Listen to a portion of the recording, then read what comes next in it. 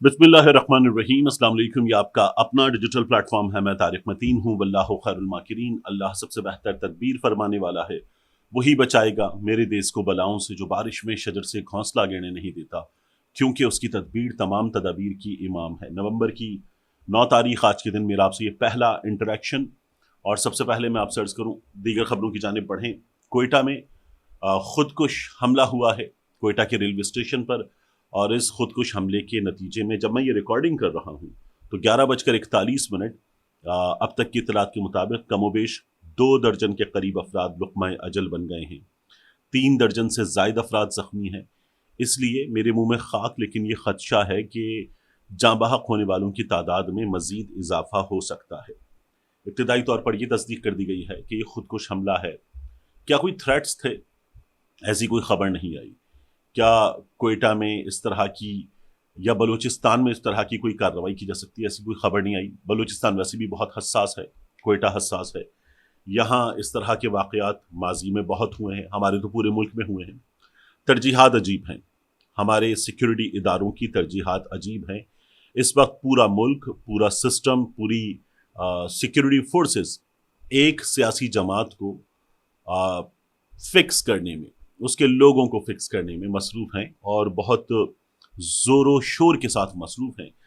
इस सूरत हाल में कुछ लोग हैं जो अपने मज़मूम मकासद को अमली जामा पहना देते हैं, जो अमन के दुश्मन हैं और अमन के दुश्मन कार्रवाई कर जाते हैं। इनको रोकना लगता है हमारी अव्वलीन तरजीह, पहली तरजीह नहीं है जो होनी चाहिए।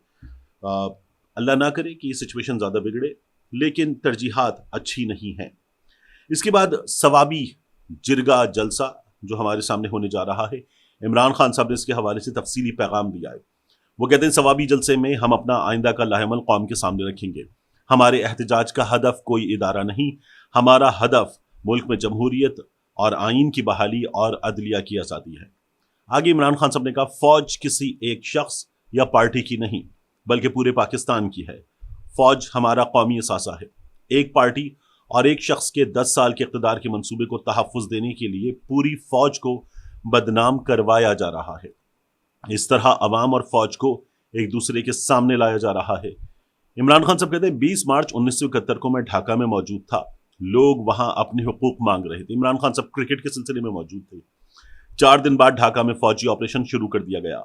अपने हुकूक मांगने वाली अवाम पर बंदूकें लेकर चढ़ दौड़े तो वही अंजाम होता है जो मशरक़ी पाकिस्तान का हुआ। बलूचिस्तान और कबायली इलाकों में मिसिंग पर्सनस की मौजूदगी का उज़्र जनरल बाजवा ये देते थे कि अदालतें इन अफराद को रिहा कर देती हैं, इसीलिए इन्हें जबरी तौर पर गुमशुदा करना पड़ता है। वज़ीर आला बलूचिस्तान ने भी एक मरतबा इस बात की निशानदही की कि इस तरह के इक़दामात से फ़ौज के खिलाफ नफरत जन्म लेती है। अब जो जबर फस्तायत तहरीक इंसाफ के सपोर्टर्स और रहनुमाओं के खिलाफ बपा की जा रही है, उससे भी पूरे इदारे के खिलाफ नफरत हर रोज़ बढ़ रही है। एजेंसियों ने तहरीक इंसाफ के रहनुमाओं शहबाज गिल, आजम सवाती, ख्वाजा शिराज और इंतज़ार पंजोथा को अगवा करके जो सलूक उनके साथ किया है, उसको पूरे पाकिस्तान ने देखा है।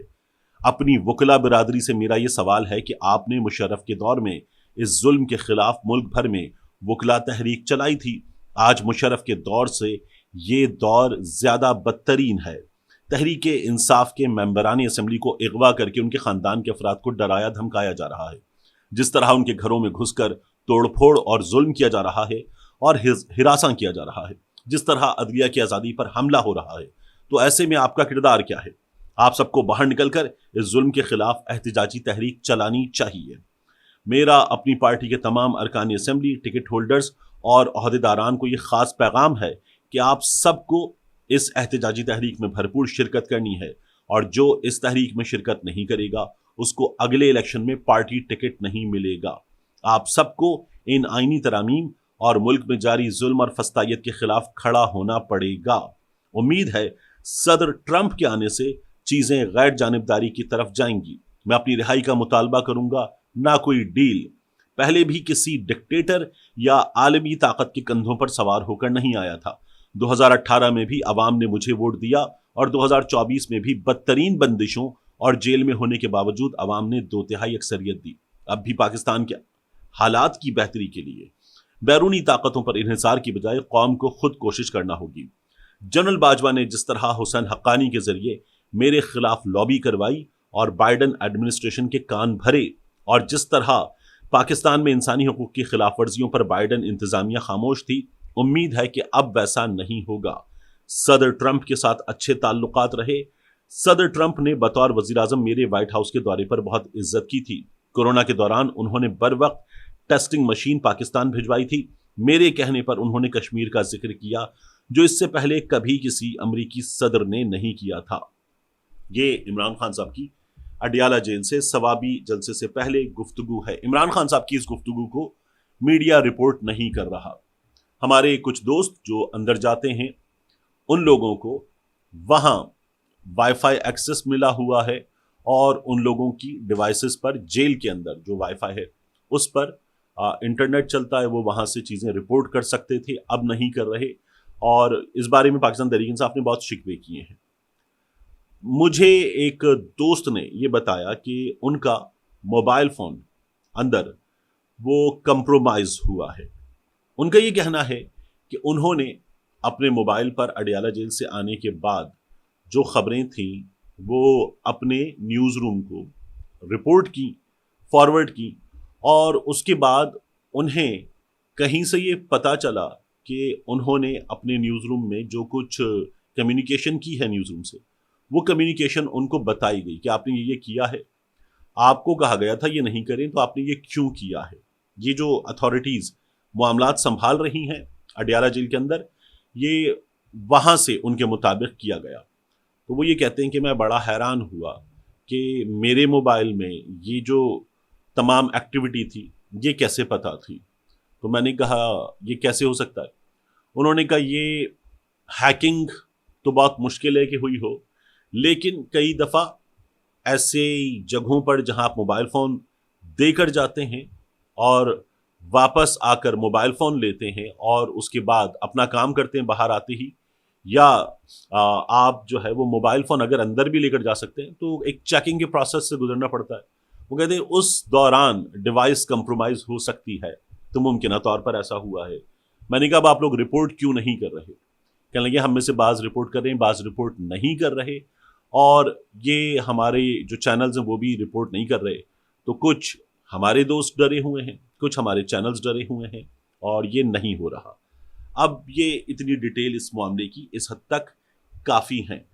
इमरान खान साहब ने जो गुफ्तगू की है, इस गुफ्तगू में एक बार फिर आपको वो एलिमेंट नज़र आता है जो हमारे 2 से 3 बड़े सहाफ़ी कह रहे थे कि अगर इमरान खान या पाकिस्तान तहरीक इंसाफ ये करेंगे तो इसका मतलब है कि डील नहीं हुई और उन्होंने डील ठुकरा दी है। लेकिन अगर उनकी गुफ्तगू में ये एलिमेंट्स मिसिंग हैं और वो एक अदद यू टर्न ले चुके हैं या मोहतात रवैया अख्तियार कर चुके हैं, तो इसका मतलब ये है कि उनकी डील हो गई है, हो रही है, आगे बढ़ रही है।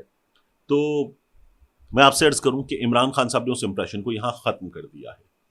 क्या कोई बातचीत हो रही है?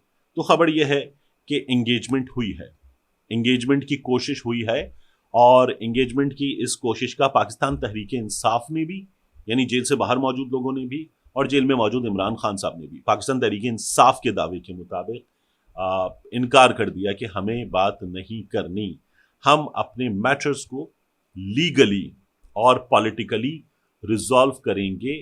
आपने पहले बातचीत के दरवाजे ओपन किए थे और सीबीएम्स शुरू करने की बात की थी, लेकिन फिर आपने हमसे सीबीएम्स के नाम पर धोखा किया। पाकिस्तान तहरीक इंसाफ वालों का कहना है अब हम आपसे बात नहीं करेंगे।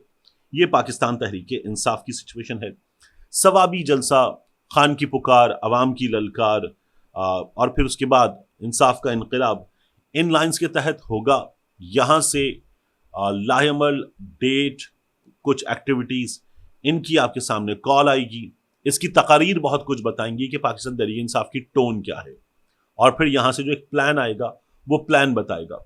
मगर उससे पहले हैरान कुन है, सवाबी में जलसा हो रहा है और पूरे पंजाब में जगह जगह रास्ते बंद कर दिए गए कि यहाँ से लोग सवाबी ना पहुंचे। अटक में दफ़ा 144 लगा दी, पंजाब में अक्सर जगहों पर दफ़ा 144 लगा दी।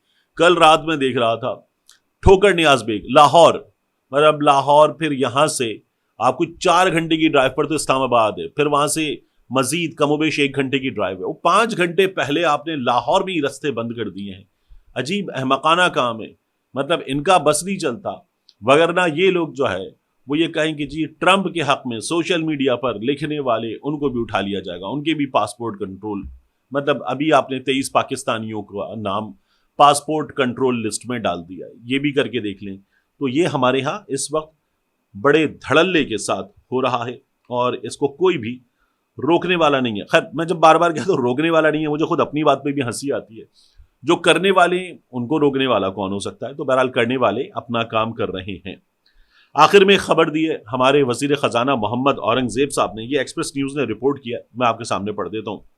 وہ کہتے ہیں اب کوئی بھی ملک ڈپازٹ اور قرض رول اوور کرنے کے لیے تیار نہیں۔ اچھی خبریں آ رہی ہیں، معیشت سنبھل گئی ہے، استحکام آ گیا ہے، نیازی اس لیے کر رہا ہے، یہ جب کرتا ہے اس سے برداشت نہیں ہوتا، پاکستان کا استحکام اس سے برداشت نہیں ہوتا۔ مسلم لیگ نون ہر بار ملک سنبھال لیتی ہے، اکانومی سنبھال لیتی ہے، ان لوگوں نے خراب کر دیا۔ اب کیا بتانے ہمیں؟ کوئی بھی ملک ڈپازٹ اور قرض رول اوور کرنے کے لیے تیار نہیں ہے۔ آئی ایم ایف کے ساتھ قرض معاہدے میں کوئی چیز خفیہ نہیں، کوئی بھی ملک ڈپازٹ یا قرض رول اوور کرنے کو تیار نہیں۔ البتہ چین اور سعودی سمیت دیگر ممالک سرمایہ کاری چاہتے ہیں۔ وہ سرمایہ کاری نہیں چاہتے حضور، ہم سرمایہ کاری چاہتے ہیں کہ ہمارے ہاں کی جائے، اور اس کے بعد جو ہو رہا ہے وہ کچھ چیزیں ایکوائر کرنے، سرمایہ کاری کرنے والا کام تو نہیں ہو رہا، اور ایکوائر بھی وہ اس وقت آپ کا بازو مروڑ کے کر رہے ہیں۔ اسلام آباد میں لٹریچر فیسٹیول تھا، اورنگزیب صاحب نے خطاب کیا، کہا کرنسی مستحکم ہے، زر مبادلہ ذخائر میں استحکام آیا ہے، مارچ یا جون تک زر مبادلہ ذخائر 3 ماہ کی درآمدات کے مساوی ہو جائیں گے۔ ٹرک کی بتی ہے، مارچ 2025 جون 2025 مطلب مارچ میں ہو جائیں گے، مارچ یا جون تک ہو جائیں گے، جس کا فائدہ عام آدمی کو پہنچنا چاہیے۔ عالمی مارکیٹ میں چکن کی قیمتوں میں 14% کمی، پاکستان میں 15% اضافہ ہو گیا۔ حکومت نے $1 ارب قرضہ واپس کیا ہے، زر مبادلہ کے ذخائر پھر بھی بہتر ہیں۔ آئی ایم ایف کے ساتھ قرض معاہدے میں کوئی چیز خفیہ نہیں ہے۔ Tax to G D P 9 سے 10% پائیدار نہیں ہے، ٹیکس اصلاحات لانی ہوں گی، اسٹرکچر اصلاحات ضروری ہیں، ایف بی آر کی بطور ادارہ ساکھ اور اعتماد بحال کرنی ہے، اینڈ ٹو اینڈ ڈیجیٹائزیشن کے لیے ٹیکنالوجی پر توجہ ہے۔ بطور تنخواہ دار میں بھی بغیر ایڈوائزر کے ٹیکس ریٹرن فائل نہیں کر سکتا۔ ڈیجیٹائزیشن میں آگے بڑھ رہے ہیں، لیکیج بند کریں گے، ری فنڈ میں رشوت اور کرپشن والا کام بند کرنا ہوگا۔ یہ سسٹم اب کم و بیش 8 مہینے ہو رہے ہیں، اور اس سے پہلے 16 مہینے ان کی حکومت تھی، 6 مہینے درمیان میں ان کی حکومت کا تسلسل تھا۔ تو یہ 2 سال سے اوپر کا سسٹم ہے، اس میں بھی کرنا ہے اعتماد بحال کرنا، یعنی گولز حاصل کرنا تو دور کی بات، اعتماد بحال کرنا ہے، استحکام لانا ہے، تبدیلی کرنی ہے۔ اب تک ہم یہ باتیں سن رہے ہیں، اور نکما کون تھا، نالائق کون تھا، نا تجربے کار کون تھا؟ وہ سب کچھ عمران خان تھا، جس کے دور میں چیزیں ان لوگوں سے جو 4 5 بار حکومت چلانے والے ہیں ان لوگوں سے بہتر تھی۔ ملتے ہیں انشاءاللہ آپ سے اگلی ویڈیو میں۔